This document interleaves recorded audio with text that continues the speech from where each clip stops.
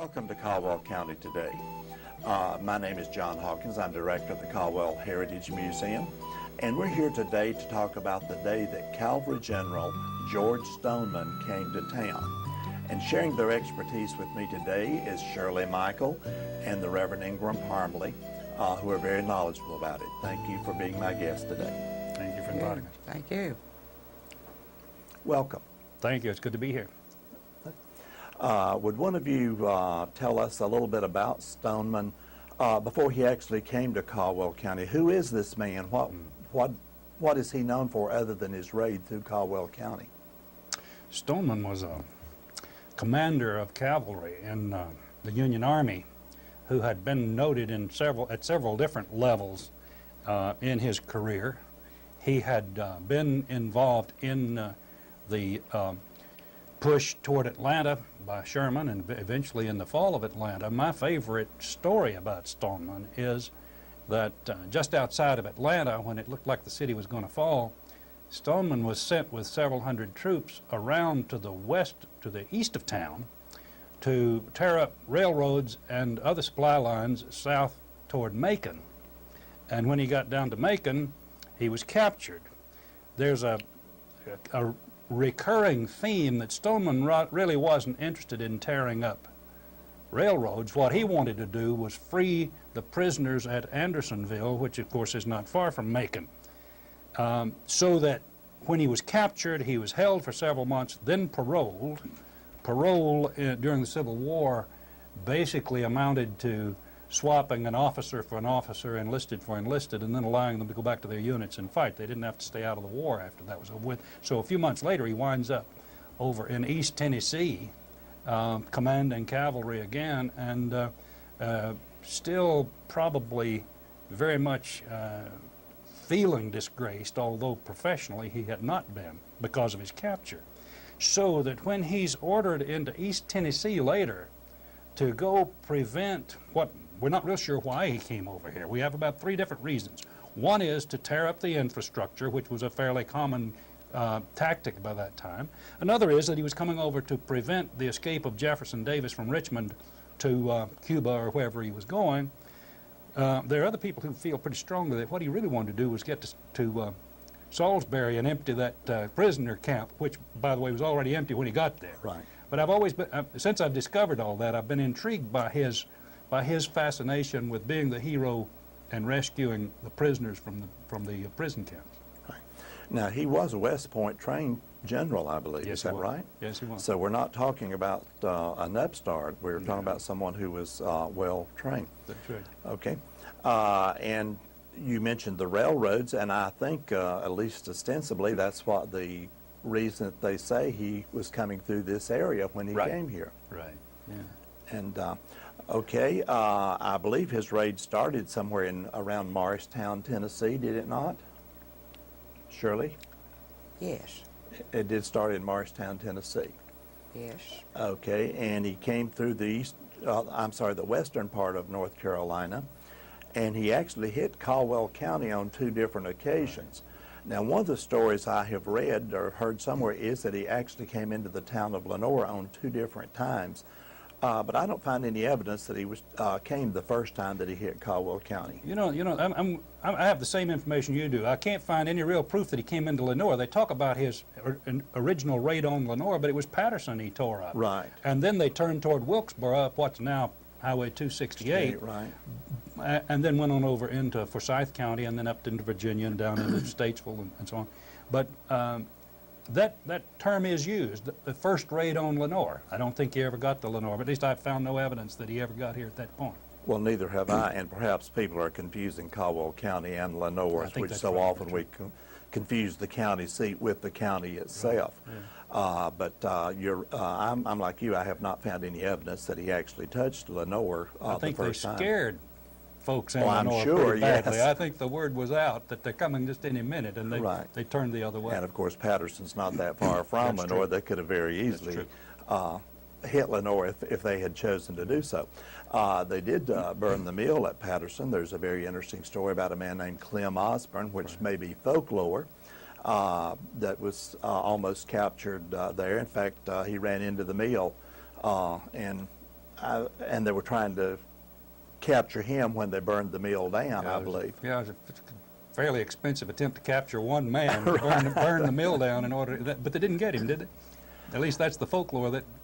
I think they finally did. Yes, coax him into surrender. Right, they finally, but he was supposedly released because he used the Masonic sign, I believe, and which I wonder if they've not got that a little bit confused with the story of the Masonic emblem out on General Lenoir's grave too. Well, that's one of the intriguing little things about the Civil War is you find the romance, you know, the recreation of it, beginning sometime after the when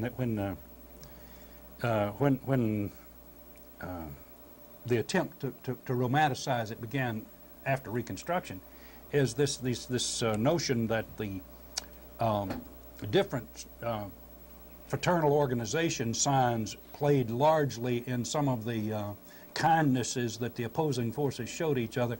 I'm not real sure how much actual truth there is in that. It makes a nice story. It makes a very nice story, right? And you're right about the romanticizing of the war. Margaret Mitchell made a career out of that with one novel, of course, romanticizing it a great deal. And we could talk about Mrs. Longstreet and her invention of the lost cause theme that went on for generations. All right. Well, why don't you tell us a little bit about Ms. Longstreet and the lost cause then? Well, what happened after the Civil War, and this takes us in a different direction, is General Longstreet, one of Lee's lieutenants and a fine general and a man of a great deal of skill, became a Republican and went to work for the federal government in several positions, and so it became vilified in the South. And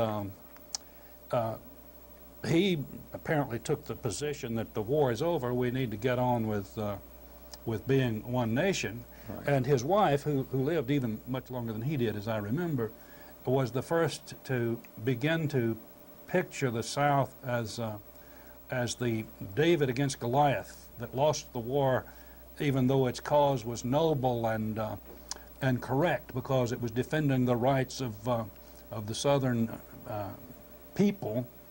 However bizarre that sounds now, spoke and wrote about it all her life, and it got picked up as a theme. And as a matter of fact, I suspect that Margaret Mitchell, writing in, I believe, the 20s and 30s, would have heard that resonating throughout the entire South at that point, is that we lost, although our cause was just, we were simply overwhelmed because we didn't have enough machinery and enough guns and gunpowder. Otherwise, our cause would have prevailed. Now that sounds pretty bizarre in the 21st century, but in the latter years of the 19th and early part of the 20th century, it gave comfort to an awful lot of folks who were still trying to struggle to recover from the ravages of the war. Okay, I guess since we've chased that rabbit just a little bit, maybe we need to get back to Stoneman, and perhaps we could blame him for some of those things that Mrs. Longstreet might have blamed him for. Again, trying to put this into some type of chronology, the raid on Patterson, Stoneman's raid on Patterson, I believe, was sometime around the end of March 1865. Yeah. And then, as you correctly stated a few minutes ago, he did go east and then up into Virginia and then came back. This time, I believe when he came into Lenoir, he came from Statesville. He came from Statesville, across past through Taylorsville. Through the Taylorsville. Probably basically what is Highway 90 up from Taylorsville. Well, now, he actually had divided his forces by that time, and some came over to Hickory and up to Lenoir, but he and the main body of his troops came up across what's now 90. And I believe one group may have been over in Lincolnton even. Right. Good. Okay. Now, I think it's hard for us to understand when we talk about these raids and you look at the maps and there's a single line. In fact, by this time, the Sherman Scorched Earth policy was in practice pretty much by all of the Union troops, and these guys had spread out 50 to 100 miles in every direction, and it wasn't a simple little march along the road kind of thing. That one story that I've read, and it seems to be pretty well documented, that in fact they got word at some point that if they got to a certain point in Greensboro, they could capture Davis, and missed him by about 2 hours and a half a mile. Okay. And again, I've only found one source on that, but they were distracted by burning a factory or a railroad a roundhouse, and consequently missed Davis, who was just a not too far away at the time. They came on back, and that's when they came into Lenoir. Talking about calendar and chronology, there are two things that are important here. One is that by the time they turned back toward the west, Lee had surrendered at Appomattox. Right. And the word had gotten to Stoneman probably the day after the surrender. That would have been the 10th of April, I guess. Right. More importantly, they blew into Lenoir on Easter weekend, came in on the Holy Saturday, and late in the day apparently. On that, I believe, was the 15th, and Lincoln had been shot on the 13th and died after midnight, died, I think, in actuality on the 14th. That word had been delivered to Stoneman and his troops shortly before they came into Lenoir. I've always been struck by the fact that Stoneman showed some restraint, simply because that had such an infuriating effect on all the Union troops everywhere, the death of Lincoln. So he came into town, and they pretty well cleaned out the town in terms of available supplies. Right. And they trashed a lot of places. Right. I'm glad you told me that about his knowledge of the surrender and of Lincoln's assassination. I had wondered if they knew that when they came into Lenoir. Apparently they'd just gotten the word, and you can Right. imagine what that must have been like to them. That's absolutely right. Yeah. Okay, they came into Lenoir, as you said, late on Saturday afternoon, and they seem to have respected the Sabbath day and not done anything much that day as far as war maneuvers were Plundering, concerned. yeah. Because I believe they did not move out until Monday morning. In fact, maybe some even Monday afternoon. Okay, they were headquartered, of course, as I understand it, Stoneman's headquarters were in the home of the rector, who would be about 2 blocks from About 2 St. blocks James from the church. Church now. And that now, was the church itself used as a hospital? Was it used as a prison? Again, there's a lot of folklore that has grown up about Well, that. all of the written sources I can find, and being a bit of an amateur, I won't call myself a historian, but a lover of history, I've looked for what I can find, and I don't find many primary sources, if you want to know the truth. But the best I can find is that the truth is that the church itself was used as a prison, and the churchyard had some kind of fence around it. Where the church sits, of course, that side of that lot that backs up to Harper Avenue would not have been dug off. It was up on a hill. Right. And that fence allowed them to use the churchyard as a pen for prisoners. I suspect, and a lot of this is by deduction, I suspect there were plenty of armed guards around the place simply because a fence that would be put around a churchyard would not have been designed to hold people. Right. The officers, apparently, were held in the church. I've done a little bit of trying to figure out what that meant in terms of space. I've never seen a head count of distinction between officers and enlisted in the, or private soldiers they were called in that crowd of prisoners. But if you make the assumption for a moment that you would have had about the same percentage of officers that you would have had under any other circumstances, that would mean about 10%. So they probably had, again, depending on how you count the numbers, anywhere from 60 to 80 officers, which would have filled up that little church. That church is still small, but it's probably a third larger than it was by an addition that was added in the 1950s. Than it was then, so that little church would have been filled up with officers. I've always been struck by the fact that Davenport College was pretty much ransacked, and in fact there was a great deal of destruction. There's stories of soldiers riding their horses through the lobby and that sort of thing. The church apparently had no such damage done to it, and then it dawned on me what the reason was. The guys that tore up Davenport College wore blue. The guys that were pinned in at the church wore gray. They were home.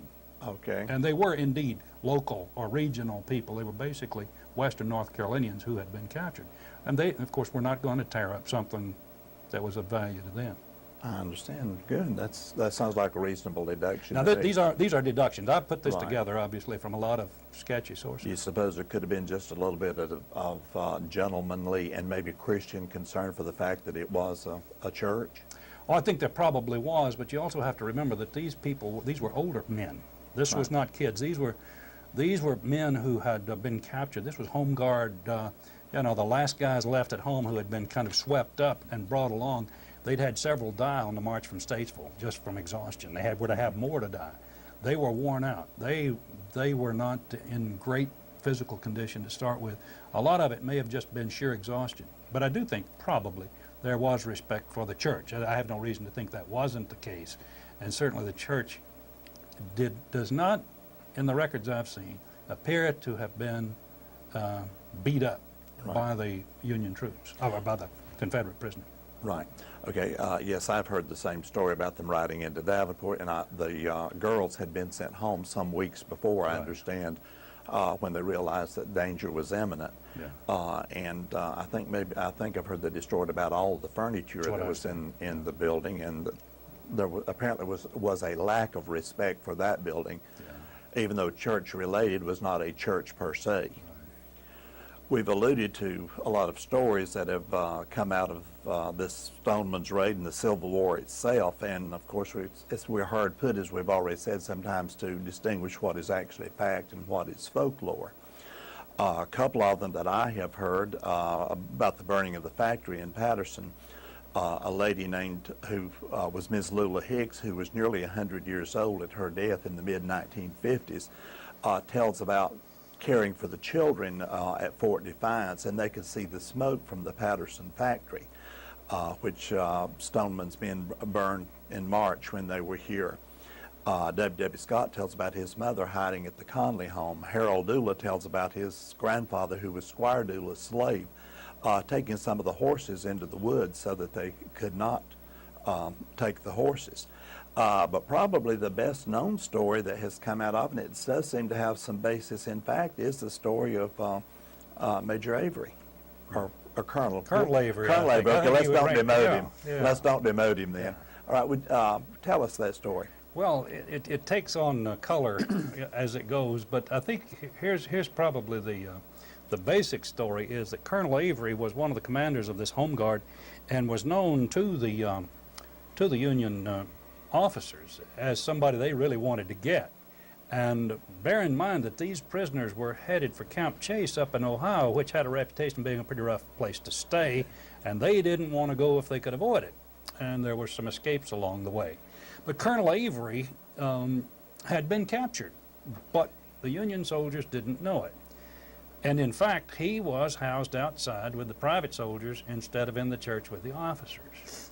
And the story is that some of his family spotted him in the crowd. The soldiers were protecting his identity. Nobody was identifying him. And during that time, the local people were bringing food and refreshment and changes of clothing and stuff to the soldiers who were pinned into the yard and to the officers. And somebody slipped Colonel Avery a change of clothes and a razor. He was bearded, like many of the men were at that time, and he shaved himself, changed clothes, and was not even identifiable to many of his own men, as the story goes. And consequently evaded being identified and perhaps even shot on the spot. Right. My favorite side story of that has to do with Keith and Melinda Blaylock, Okay. who were from Wilkes County, as I remember. And when Keith had enlisted in the Army, in the North Carolina troops and sent east, Melinda went along and enlisted too and concealed her gender in men's clothes, and for a while served alongside Keith as his brother. And when they were discovered, they were mustered out and sent back. The Blaylocks proved apparently to have mixed loyalties and shifted back and forth from side to side. And at the time of Stoneman's passing through Lenoir, Keith Blaylock was in the employ of the Union Army. And one of the stories that I've found is that he wandered among the prisoners, boasting about his influence with the Union Army, and also how he was the man who was going to catch Colonel Avery, and when he did, he was going to whip him within an inch of his life and turn him over to the Union soldiers. As he told that story, allegedly, he was standing alongside the colonel, whom he failed to recognize, and of course did not discover and was not a party to some treatment of the colonel. I have no reason to doubt that. It pops up a couple of places. But it's just one of those neat little intriguing stories, because the Blaylock story is itself a fascinating sidebar on the Civil War in western North Carolina. Right, and this might be a good time to mention, again, Chase Another Rabbit. Sharon McCrum has written a novel about that, and it's called Ghost Riders. It was just published, I believe, maybe within the last year, and very interesting, of course, as novels go, and a lot about Zeb Vance in it, too. And then there's been another book called Rebels in Blue that's been written about these people. And by the way, I think they were in Watauga rather than Wilkes. I think you're right. And one of the things that I think the couple of things, the couple of sub-themes that you can't talk about the Civil War in western North Carolina without recognizing. One is the passionate way in which people embraced one or the other sides, right. and where neighbors really were pitted against neighbor in some very brutal, awful ways during that war. The other thing is western North Carolina did not miss the general ambivalence about slavery. There was a significant number of slaves in North Carolina, enhanced by the fact that some folks down in the lowlands had sent their slaves into western North Carolina so they wouldn't be affected by the war. Go figure. But the ambivalence about slaves and slavery, which of course undergirded the whole war and is the supreme ugliness of the whole thing, meant that in one place you'd have a loyal slave taking the horses out to hide them. In another place you'd find a slave directing them to the invading soldiers to the valuables that had been hidden by the family when they heard that the Union troops were coming. And I suspect that in microcosm, western North Carolina played out all of those conflicting and ambiguous and ambivalent motivations that existed throughout the war. of course, when Stoneman left here, part of his people went toward Morganton. Part of, I think he himself went up Blowing Rock on his way back into eastern Tennessee. Yeah. And Shirley, you were telling me a story that supposedly happened in Byrd County about Stoneman. Yes, quite some time ago, a sales rep called on me, and he had inherited his great, ever how many you want to go back, he had inherited a trunk, something like a foot locker. And so he started looking through it, and it was nothing much but some clothes, but in it he discovered she had kept a diary. Now, this old lady was a widow woman, and she lived in that area not too far from Morganton. And in the diary she told about, well, she was a widow, and she had about 5 children of staggering ages. And the story goes that Stoneman's people came. She had this milk cow. And Stoneman's people came, and they were going to take her cow and butcher it. And she challenged the leader, and she said, "That is the only food that I have for my children. And if you take my cow, I won't have anything." And she challenged him to an arm wrestling. And whoever won got to keep the cow. And by golly, she won. She got to keep the cow, her children were fed, and Stoneman's people went off empty-handed. Thank you. Well, that's nice to know that there was at least a little bit of honor among those people, that they were willing to keep their word. Well, it is unusual, but if I think it's factual, this diary, and I think surely if the old woman did that, she would tell the truth. Surely, yes.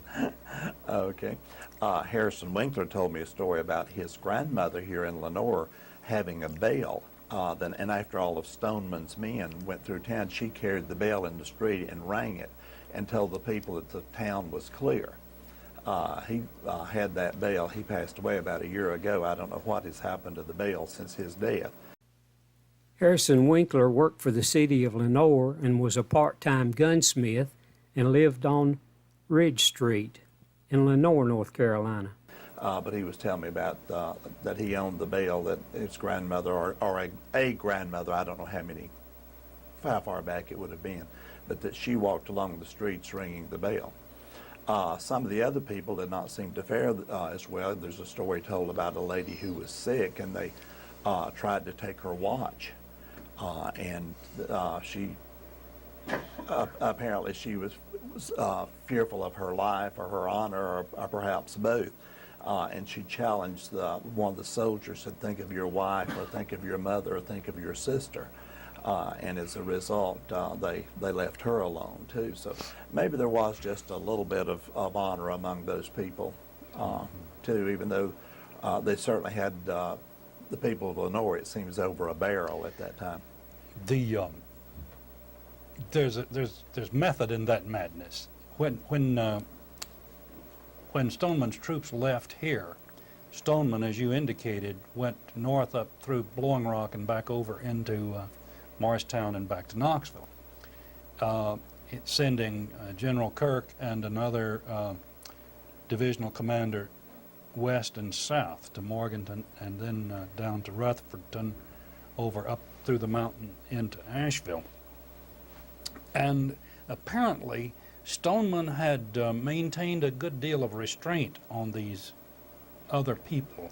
As much as Lenoir was beaten up by them, we were pretty lightly treated compared with Morganton, right. Rutherfordton. Was it Tryon? They went from there. And then they got to Asheville, and by that time it was getting around toward the last third of April, and the war was winding down, and they went fairly lightly on Asheville. But apparently Stoneman was not as eager to leave the earth as barren and scorched as some of his underlings. General Kirk, as you know, later participated in maintaining public safety after the war and during the early years of Reconstruction, and proved himself to be a fairly rough guy and quick to punish those who had participated in the late rebellion. But Stoneman himself understood Sherman's Scorched Earth policy. As a matter of fact, he'd gone with him into Atlanta and then around Atlanta. He did not go on over to Savannah. He came back up to Knoxville after his parole. You know, probably one of the best descriptions of Stoneman's raid in the town of Lenoir was a letter that was written by Louisa Norwood. She was writing to her uncle, whom I believe is Walter Lenoir, being it was anyhow one of the grandsons of General Lenoir that she's writing to, and it was her mother's brother. And here's some of the things that she says. Laura, that's her sister, wrote you a long account of Stoneman's descent from the valley, and shortly after that we found that quite a large force was stationed at the top of the Blue Ridge at Deep Gap, consisting of Kirk's command and others under General Tilson. And she goes ahead and tells how they were expected to arrive in Lenoir at any time, and how her father made an attempt to get to Salisbury to see if he could get some help, only to find out that Salisbury had already been taken, so there was no point in going there too. She refers to a Mr. Hamilton who helped her father somewhat, and the best we've been able to determine is that Mr. Hamilton must have been a merchant here in Lenoir, and that's really about all I can tell you about him. I don't know whether he still has family around here, or whether he was just here for a short time or not. But anyway, she goes ahead and tells some of the things that happens.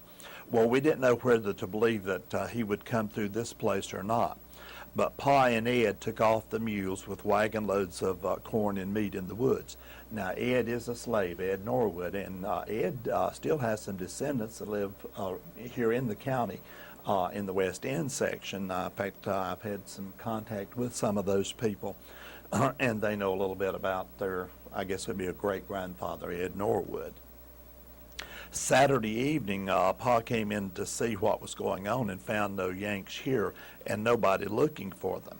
And ironically, he had just gone back to his hiding place when they seemed to have come to town on Saturday afternoon, Holy Saturday, the Saturday before Easter. She said he had hardly left when they began to hear the gunfire, and their father had left one pony there, Blaze, and it was a few minutes later Blaze became Yankee property.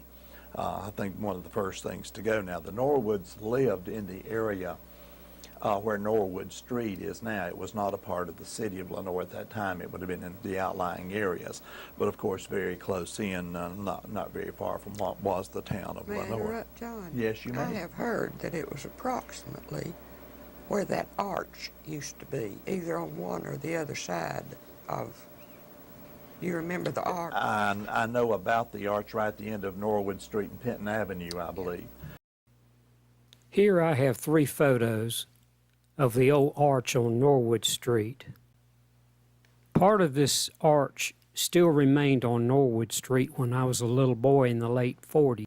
The last remaining part was about a third of the way down Norwood Street on your left and was in front of Realtor Jimmy Sherrill's home. Mayhill Park is Lenoir's largest development and in addition enjoys a reputation of being its most beautiful residential section. The plans of T.H. Broyhill, who is responsible for the development, call for a country club and golf club on the shores of the lake, which is already incorporated in the tract of 600 acres. Mayhill lies in the shadow of High Brighton Mountain, and its borders reach into Lenoir. Mr. Earl Draper of Charlotte, one of the South's leading landscape architects, has spent considerable time in building this section into a site of rare beauty. Many Lenoir residents have invested capital into this development, which indicates the value of this section as an investment. 2 state highways pass through Mayhill Park, placing it on the line of communication between Lenoir and the outside and linking it to the suburban restfulness to urban convenience. The 2 views show the street approach to the entrance archway and the entrance itself. Mayhill Park was named after May Broyhill, and whatever happened to this development, I don't really know. I can only guess that maybe it was never completed because of the Depression. And that's where I understood that the home place was too. So that will give us a little bit of a geographic identification. And also town was what we call the main part of downtown, now the square, at that time. They were neighbors to the Millers and the Stokeses down in that area too, whom she refers to in her letter. And she also says, you can imagine our excitement as we heard the bullets whiz, and Miller's men kept straight up on the top of the hill beyond Sidney's, which is Sidney Stokes, where they passed to let down the fence and return the fire of Yanks. I think this woman should have written the screenplay, don't you? She has described it pretty accurately. It was a pretty little skirmish and nobody hurt. Captain Miller met Mame. Now Mame is her sister, who had warned them that the Yankees were in town a few days later, and thanked her, and she said he almost shook Mame's hand off for saving their lives. And she goes ahead and tells a little bit more about her other sister, Julia, who went down thinking she was warning rebels, and turned out she was warning the Yankees. She told them that the Yankees were in town, and they of course made fun of her when she finally identified them as Yankees. She said, if I had known you were Yankees, I wouldn't have tried to save one of you. I wonder if that's what she really said, or if that was cleaned up a little bit, don't you? I expect there was a little editing. There may have been some editing right there, too. General Stoneman made his headquarters at Nats, and we soon got a guard who protected the house, but of course not the corn cribs and the smokehouse, which were soon entirely empty. And you've alluded to that too, that they pretty well took everything they could, apparently all the supplies that they could that would be a benefit to them. None of us showed or felt the least fear of them, though they ripped and cussed and offered to burn the house if we didn't tell them where Pa was with the mules. And she goes ahead and tells how the slaves also helped protect them too. So apparently these were very loyal to their family and did not do anything to betray them. Nothing was found that was hid, although they pretended to search the house once or twice. I think we made them ashamed of that, and after the guard came, we had no trouble. Again, there seems to be a little bit of some human decency there, too, that they appeal to, perhaps. Then she goes ahead and tells Sunday morning we went up to see the prisoners. And, of course, they were in the churchyard at St. James Church. They were captured at Salisbury, where Stoneman said they had fought well. Captain Warren from Charlotte told me that he fought them at the bridge with 160 men for 4 hours before he found out who he was fighting. They brought all 642 prisoners. That's the number that she gives. They arrived Saturday evening after a very hurried march, some of the men falling dead by the way from sheer exhaustion, with blistered feet and almost famished. And I cannot tell you how sorry I was to see two of our cousins, whose name they had down as Major A.C. Everett and Captain Avery, and you've already referred to the story of Avery. They were taken in the train at Salisbury. All the officers were put into the Episcopal Church, and the privates all found outside. Imagine the scene, and remember it was Easter Sunday. Ingram, I imagine, speaking from a ministerial point of view, I think it would have been hard for them to sing praises to a risen Lord in a situation like that, don't you? Oh, I think on the contrary, I think that would have been a wonderful time. My wife sometimes says I was born a century too late. Had I been rector and president at that time, it would have been interesting to see what happened in that church on Easter Sunday. There is no recording of any prayers or service or anything that I can find, no history of anything that went on there. I would doubt that they had services that day. I did too. This, after all, one of the things that we need to keep in mind is that war is never nice. Right. And war never never asks the question, how can I avoid any destruction here? War is destructive by its very nature, and there's no romantic way to describe it. Cannon fire knocks down buildings. Bullets kill people. Bayonets bring blood, and people die and fall on the ground. And this was war. This was not simply let's pass through and tell these folks to be nice. This was war. And what they wound up doing was by restricting or toning down the fully destructive capabilities, they nevertheless left the area destitute. The burning of schools, the burning of factories, the burning of businesses. Sometimes they'd leave a house standing and burn the outhouses, the storehouse, the corn crib, and the barn. And that would be just as destructive and cause as much long-term damage as if the house itself, as if everything had gone. Well, we need to keep in mind the destructive power of modern war. It just tears up everything. Witness what we've seen in Iraq and Afghanistan just recently.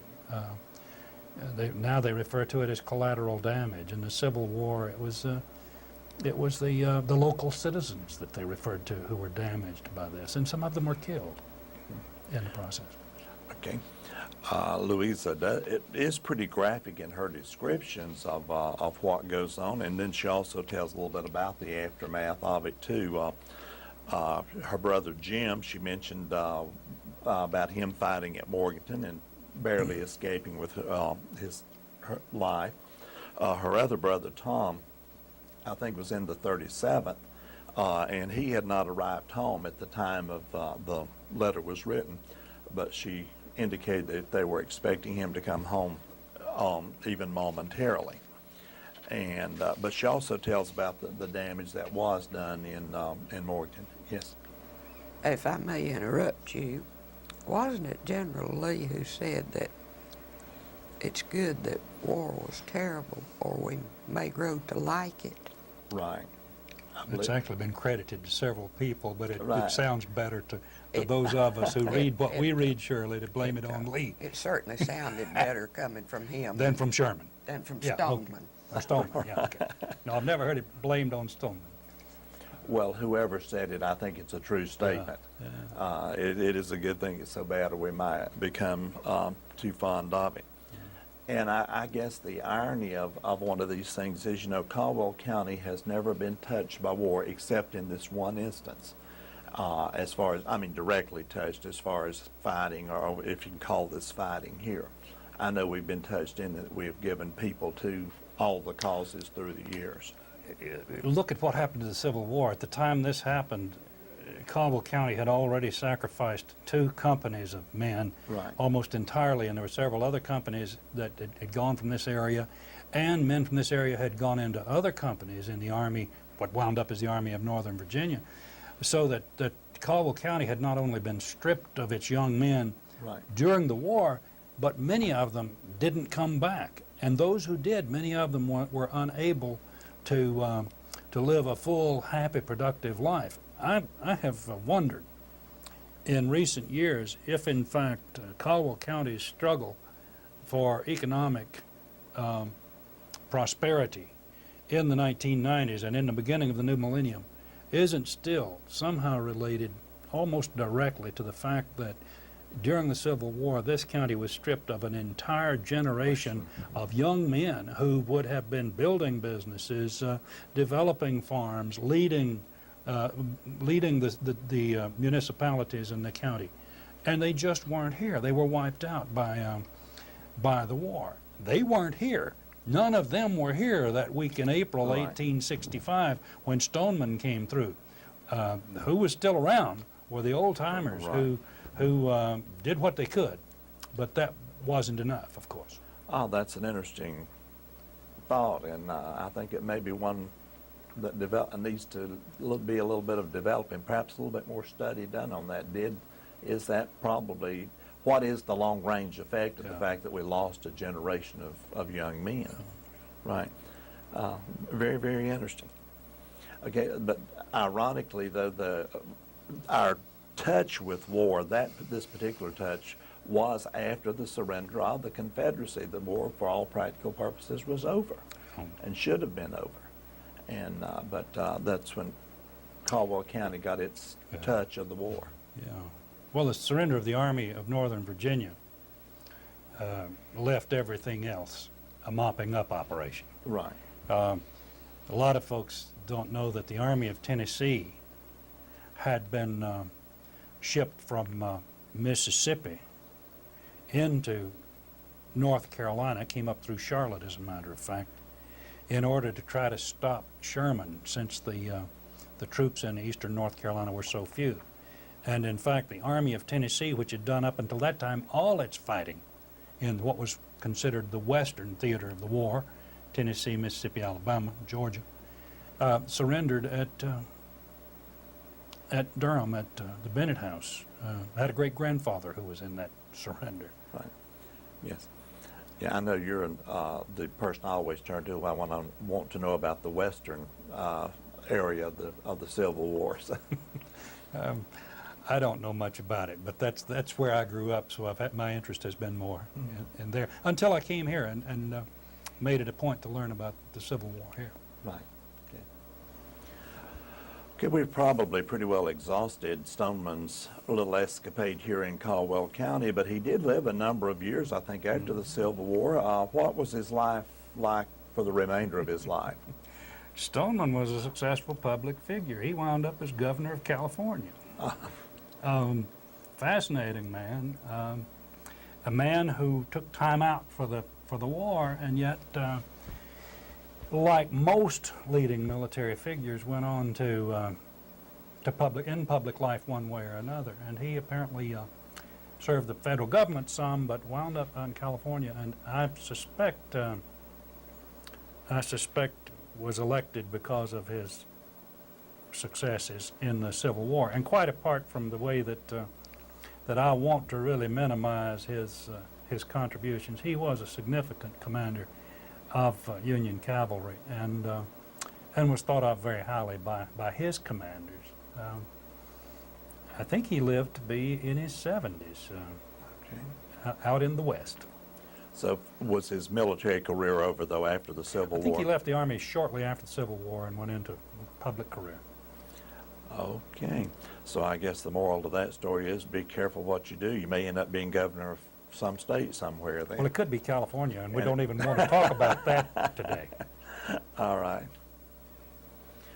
Some people have referred to Stoneman's raid here as just an asterisk in history, and in some ways it is, but I think it's a little bit more to it than that. Yeah. Well, I think Stoneman's raid itself probably was, because when it came through here, when they came through here, the men who would normally have been here to fight weren't here because they'd already been wiped out at Gettysburg, as we alluded to before. The Civil War wiped out an entire generation of young men in Caldwell County, and wound up leaving the county for decades and decades trying to recover from the losses. As a matter of fact, I suspect that the furniture business would not have had its steady supply of manpower, of people wanting to work in manufacturing, as opposed to the mercantile and political leaders that would have arisen had that entire generation not been lost to Caldwell County. I think we're one of the counties that, at least indirectly, have paid for our losses for 140 years. We hope that you've learned a little bit more about General Stoneman today. I appreciate you two being our guests today, Shirley Michael and Ingram Parmley. Please support our Caldwell Heritage Museum, 112 Vaden Street, Lenoir, North Carolina, 28645, and now in association with Lenoir and Caldwell County History on Facebook.